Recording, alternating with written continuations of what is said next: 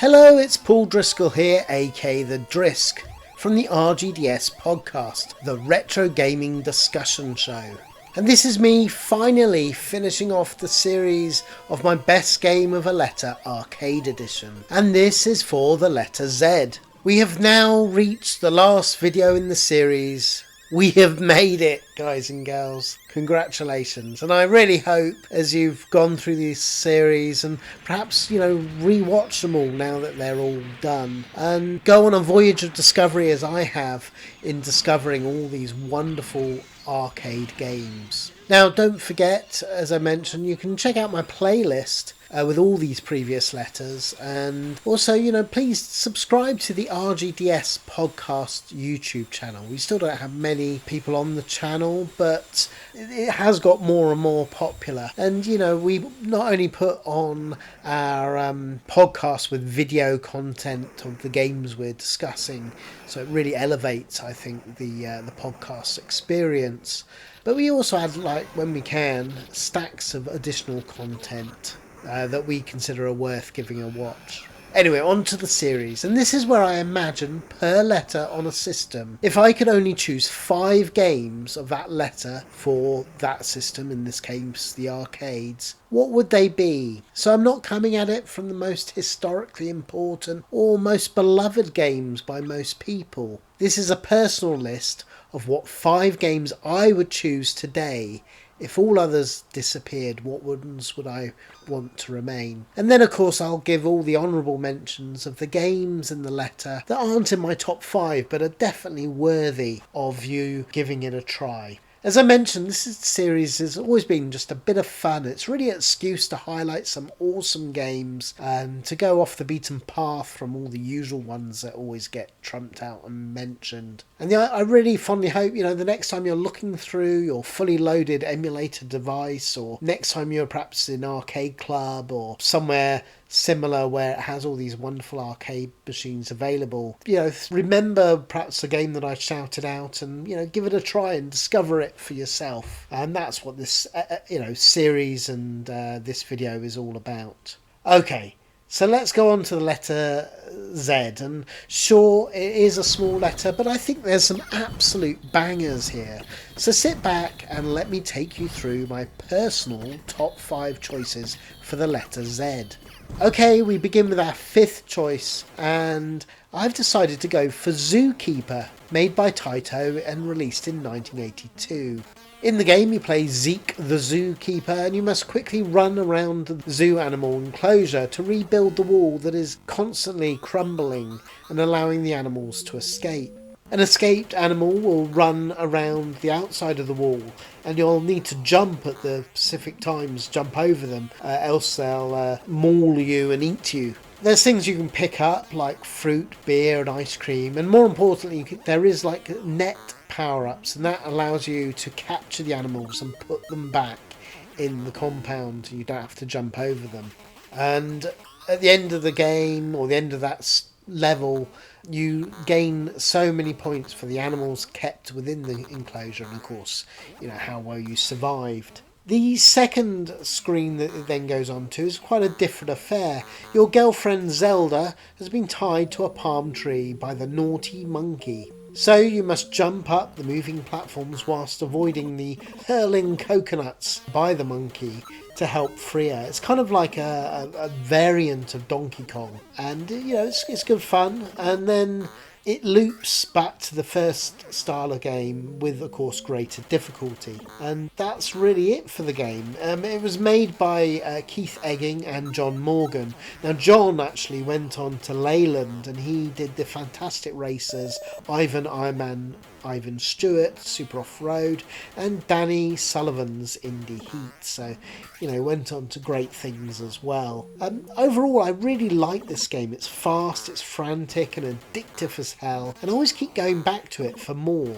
A real classic in my eyes. Now, Zookeeper bizarrely never saw a home port back in the day, although it does appear on the Taito Legends compilation that came out in the Xbox PS2 era. Nowadays, the easiest way is to either play on Amp Street, because thankfully it's there, or on MAME. And this is actually one game that is in Arcade Club in Bury, In the UK, that's near Manchester, so you can play the real arcade machine there as well.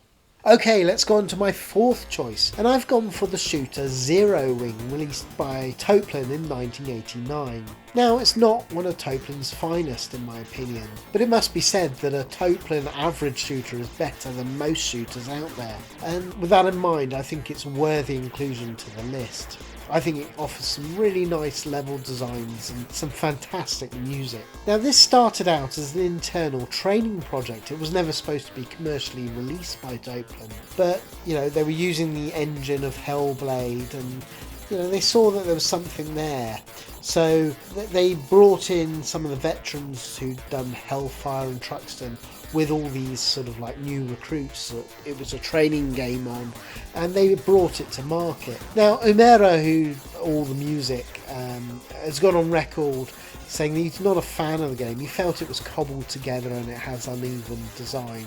Now, for me though, outside of Toplin, this is a real classic, and I actually prefer it to Hellblade, if I'm honest. I find it more an enjoyable game. Now, of course, it's famous today for that Japanese English phrase of "all your base belong to us." So memorable and lovely, and it's been an internet meme ever since in recent years. But this game does offer so much more than that. It's really good shooter. As I mentioned, the music is amazing by Toplin legends Tatsuya Umera and Masashiro Yuji, and it has some inspired level designs. I mean, the barricade zone, for example, I think is sublime and really well thought out. Now, Zero Wing was ported to the Mega Drive and PC Engine CD, and it really was well received back in the day. They're quite good ports. Today you can pick up the game on the Nintendo Switch or the PC, and of course through MAME emulation, as you see here.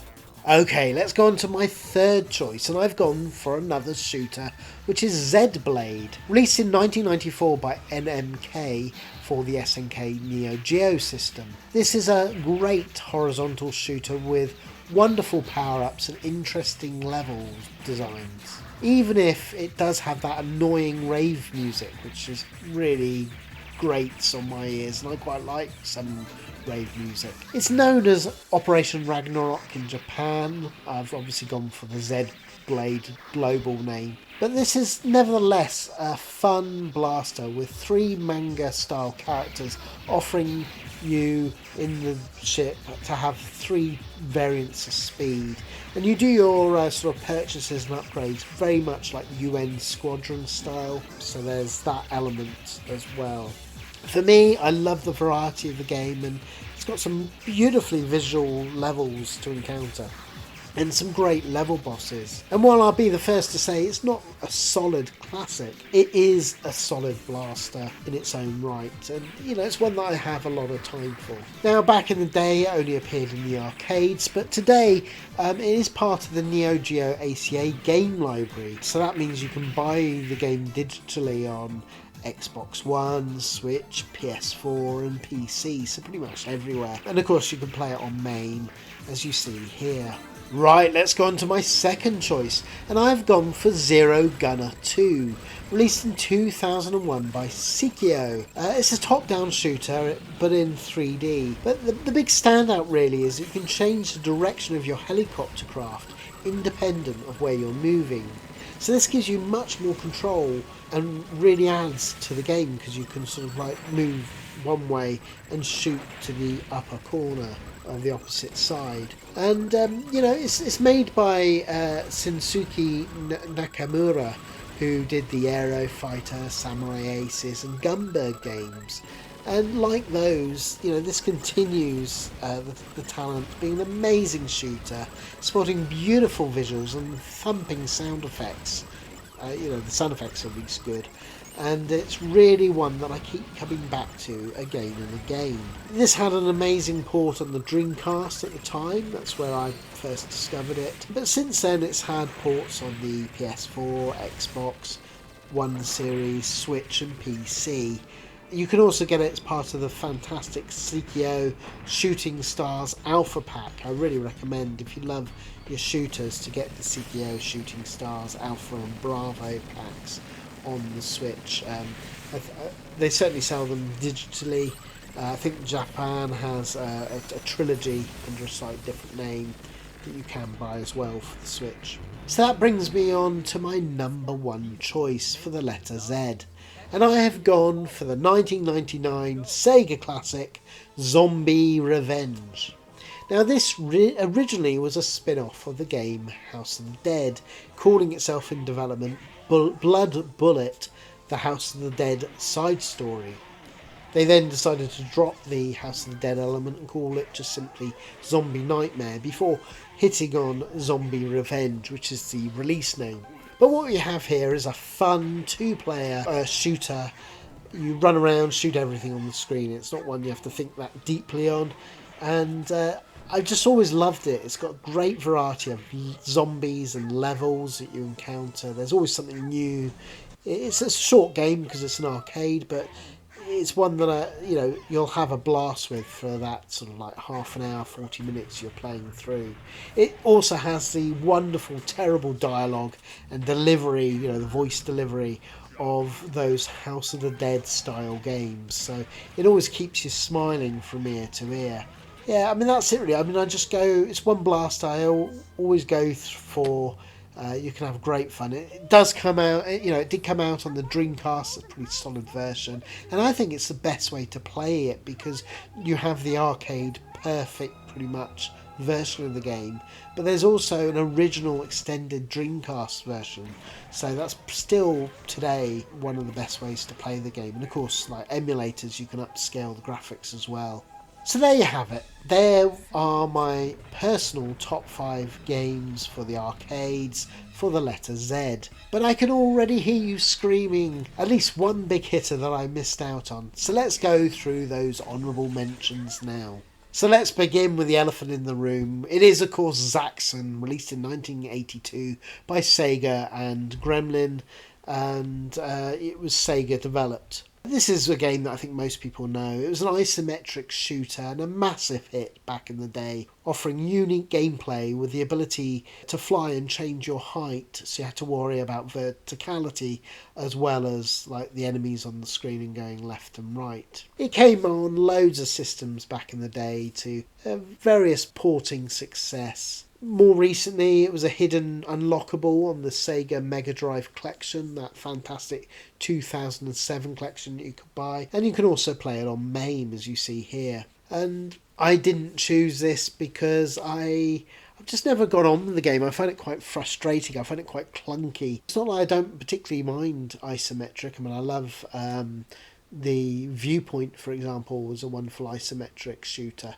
But I think it's just that added worry about the height, and yeah, it just annoys me as a game. So that's why it didn't make my personal list. But that's not taking anything away from the game itself. But let's have a look at some of the other shooter recommendations for the letter Z. Well, first, of course, we have Zero Gunner, or that should be Zero Gunner, if you're going to be pedantic. It was released in 1997. Of course, it was the first game in the series of the one that I chose in my list, and it's of course done by CPO.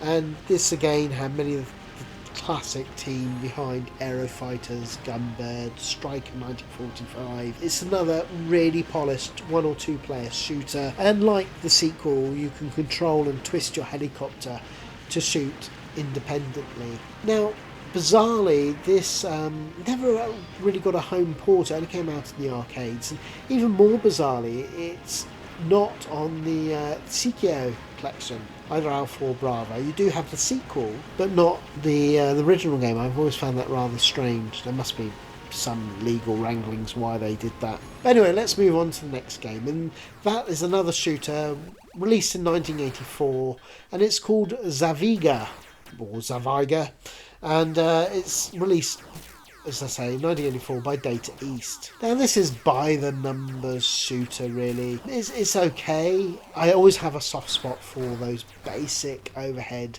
shooters where things are a little less frantic than some of the bullet hells. I'm always sort of drawn to them, and this offers a competent, if not special, shooter, and it's one that I do enjoy, and that's why I wanted to give it a little honourable mention. Better though, in my opinion, is Zector. This is released by Sega in 1982, and it's a fantastic vector alternative to Asteroids. It's one that nobody ever talks about. It really adds a lot more variety in enemies, and you've got ender level bosses. So if you love your style of game such as Asteroids, there's a lot to love here and well worthy of your time. Now, one thing people don't realise actually, in the Sega Mega Drive collection released in 2007, this is a hidden away game, and it's a real classic. It's so difficult to track down otherwise. Of course you can play it in MAME, but it's wonderful that there's a legal way to actually enjoy this game as well. Right, let's go on to another shooter, and it's the little known 1992 shooter called Zing Zing Zip by Tecmo and developed by Alama. This is a vertical blaster with bold visuals, and whilst not revolutionary, it has an enjoyable blast with the game, and it's one that I do enjoy. It's a really nice visual treat and plays really well. The best way is to play it on MAME today. Then we have the 1986 Data East little gem called Zippy Bug. Now this is known as Nubaranka originally. It's a vertical platform shooter that most will have never heard of. You can only play this on MAME, but it's a really fun little game. Now, talking of unknown shooters, how about Zodiac by Orca and released in 1983? Now, as I mentioned, I have a real soft spot for these older, more basic blasters, and this has a wonderful variety with lots of enemies and the level bosses. It has base landing bonus sections. It really is a worthy game. It's one that I really enjoy, and it's one that most people have never heard of or would have skipped over. Realistically, the only way to play this game is MAME, sadly. Okay, looking to more modern shooter, let's go for Zoids Infinity. This is by Taito, and it's a solid 3D versus style shooter based on those little wind-up robot toys of the 1980s. Now, as a kid, I was never allowed to buy the Transformers that I really wanted. My parents deemed them too expensive for the waste of money. So for my robot fix, I got Zoids, which were like one of the cheap knockoffs.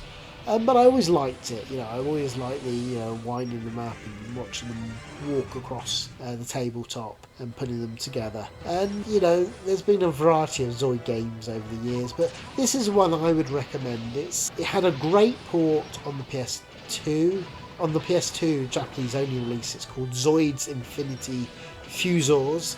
And it's the best way to play the game, and of course it's wonderful with emulators. You can actually upscale the game as well. But yeah, it's one that I would recommend because it's obscure gem. Now moving on to beat 'em up games, and the one I would recommend is Zero Team, released in 1993 by Seibu Katsu. Here you can play 4 characters. There's Ace, a martial artist with his flying kicks, Speed, who lives up to the name, Spin, she's the sexy thong bikini wearing babe with a fast hand backslap, and it's one I always play, and you've got Big O. He's slow and powerful numbering, but he's another way of style of playing the game. It's a great beat 'em up. It's not an all-time classic, and it doesn't do anything out the ordinary or revolutionary, but it's definitely one I would recommend. You'll have a lot of fun with this. Now on to the racing genre, and I have gone for the 1993 IREM game Zippy Race. Okay, I know I've cheated with this. It did, in the US it's known as Traverse USA, it's known as Motor Race USA, it's known as Motor Tour. The Zippy Race was kind of like a re-release name that they did in Japan. But I wanted to shout it out again. This is a fun little racer, mixing in overhead and from behind racing sections with great visuals and music. Now, it did see ports on the SG-1000 and NES machines, and today you can play it on Antstream or MAME. Okay, let's move on to platform games, and we begin with the interesting 1986 Bally Midway game Zwakari. This has beautiful cartoon visuals, and you play the wizard, or Zachary Thwacker, who's on a mission to take out the evil wizard who's turned your rather busty princess into a frog. This was the first real game that Brian Collins put his stamp on. I mean, he'd done work for Spy Hunter and Discs of Tron before, but this was the first game where he showed his cartoon talent using that engine that the Bally Midway had of displaying those sort of cartoon visuals. He went on to do, Xenophobe, Rampage, Pigskin, 621 AD, so you'll get a good sense of the type of Midway games he got involved with. Now, like many of those Bally Midway games of this period, I'm not going to sugarcoat it, gameplay-wise it's a little bit clunky, but the cartoon visuals and detailed art really does carry you over with this game, and it's just worth it to see all those little nice touches as you sort of play through. Now, the other platformer is Zzyx. That's ZZY, ZZYXX. My word, that's a mouthful, isn't it? It was released in 1982 by Cinematronics, but Zzyx is a lot of fun, and Spectrum owners probably will know the game kind of by the classic Jumping Jack, because that basically took that idea of this game and sort of ran with it. Like that game, you have to jump your way to the top using the gaps to get to the top of the screen. It's frustrating as hell, but there's something addictive and Moorish that keeps you playing even though you're born out of frustration, just want to get that little bit further. Meanwhile, Zoo Papa, that came out on SNK in 2001, and it's another bubble style platformer, taking many of the ideas of Snow Brothers and probably even more from the SNK classic Nightmare in the Dark. Like those, it's a single screen level type affair. You hurl little creatures that immobilize your enemies, allowing you to sort of catch them and then knock them off the screen. It's a fun little game to enjoy and spend time with. I mean, I think people know I'm not the biggest fan of the SNK bubble style games, but like with those, if you're a fan of those, you'll have a lot of time with this, and this is why I wanted to give it an honourable mention. Right, let's go on to the final genre, and it's puzzles. And our final game, we begin with Zoo. That's ZOOO, released in 2004 by Success. Now, you might recognise this as its homeport Western name of Zookeeper. Came out on the Game Boy Advance, Nintendo DS, and actually it came out on quite a few of the mobile phone apps of the day. It's that standard flip two objects to make three or more in a row and make them disappear. I mean, it's been done a million times before this and a million times after. I mean, this one is probably the game that Candy Crush probably based itself on a little bit. It certainly has that same concept, and I really like the game. I love the great cute animal designs of the objects that you're matching up, but like with all these sort of games, it's that addictiveness of seeing the combos one after the other. A single move can generate all these combos if you time it right. It's very addictive, and that's why Candy Crush went on to be such a global phenomenon. Anyway, so there you go. That was the last letter in the series of the best games to try. This was for the letter Z. I really hope that you perhaps go back and watch the entire playlist of games. I'll put it in the show notes, and I think it's a wonderful experience. Really, it's a good voyage of discovery as a collective whole of cutting through the fat and chaff of many of the arcade games to give people an idea of what to play. That was always its purpose. Now, don't forget, please subscribe to the RGDS video channel. We do regular content on there for our podcast, elevating it even more, I think. Although we're predominantly an audio podcast, we add our video game footage of the actual games being played alongside with the audio, so you really get a sense of those games, and I think it elevates the podcast to its best form. Likewise, there's loads of other things that we do, and look out. I mean, recently I've producing 2 Amiga books. These are, I think, the most comprehensive books on the Amiga system for games, at least. It's called the RGDS top 50 Amiga games, and it's soon to release in a month or two, so subscribe to know when that comes out. It is a free book. I have added like a buy me a coffee if people want. I mean, I have done it because to be honest, it was made redundant sadly, so suddenly money is a lot stringent than when I started the book. But it is a wonderful book, and it's one that you can sort of like pick up and enjoy. I can't wait to share it with everybody, and we will do an accompanying double podcast based on the book of the 50 games that we've chosen. So please look out for that as well. Anyway, I hope you enjoyed the series as much as I enjoyed putting it together. And like me, there were many classic arcade games that you perhaps weren't aware of and discovered in this voyage of discovery of playing these fantastic games. So, like always, let me know what you would have chosen for your top 5 for the letter Z, and and also actually give some of your favourite arcade games, and let me know any that are perhaps new to you and discovery of the whole series. I'd love to hear. Anyway, don't be a stranger, and until next time, keep it retro.